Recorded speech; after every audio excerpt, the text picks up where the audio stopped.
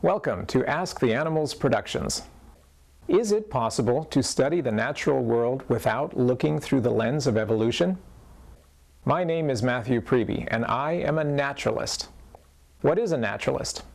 A naturalist is simply a scientist who studies nature.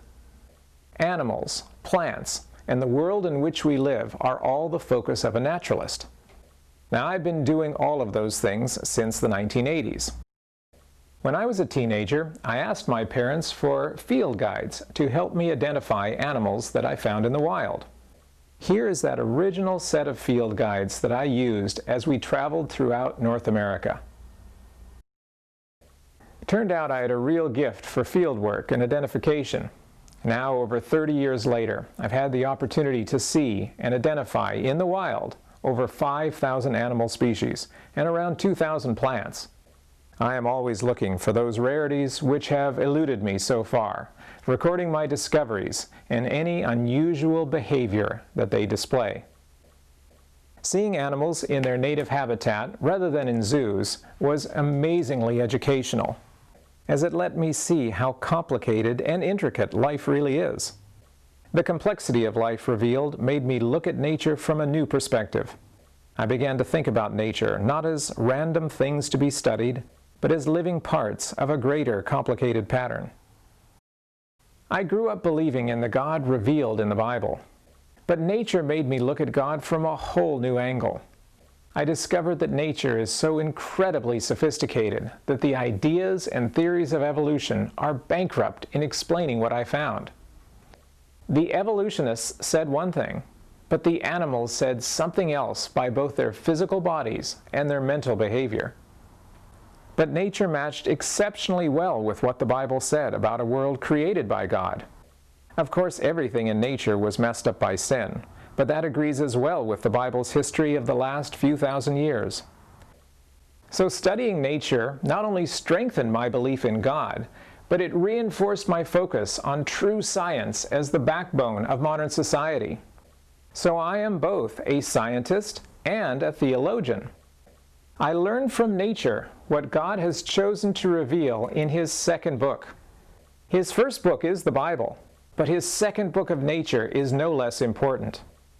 Evolutionists look at nature, but ignore the Bible. Many Christians look at the Bible, but ignore nature.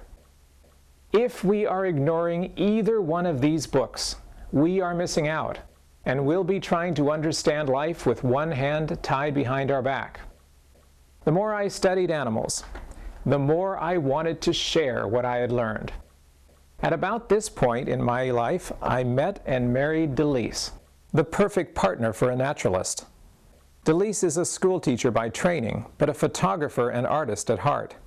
She began to photograph everything we found, and finally I had a visual record of my discoveries in the field. That led directly to what we are doing now.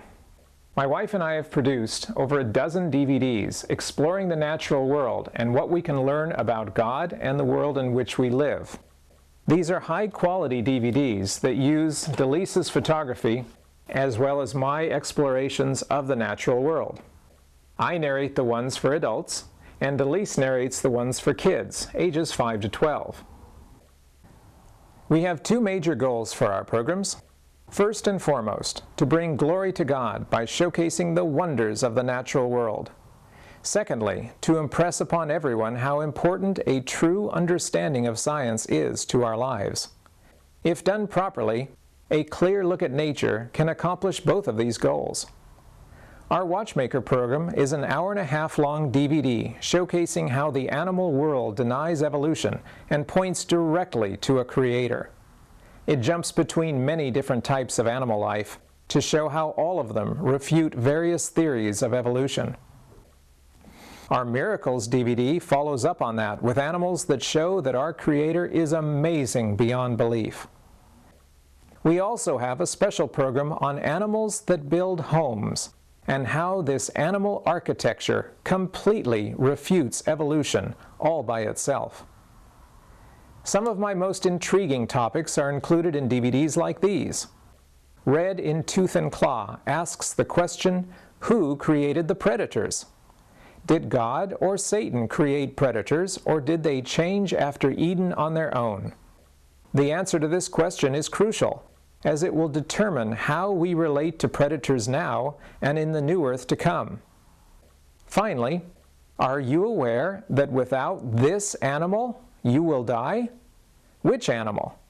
Is there really a single animal, or are there many that we can't live without? Don't miss out, as the answer to this question will affect the future of every single one of us on Earth. So enjoy our various programs that we'll be putting onto YouTube. For those of you watching this on our partner channel, Dennis Priebe Ministries, make sure you come over to our own channel, Ask the Animals Productions, to see what we have. Don't forget to subscribe so that you won't miss out on any of the new material that we will be putting out. But realize and remember that this is just the tip of the iceberg of all the materials that we have available. Visit our website, asktheanimals.com, for a complete list of existing resources. Find whatever is right for you or your kids to learn about the wonders and miracles of God's creation. Then spread the word so that even more people can share in the truth about creation. So let's enjoy nature together as God intended.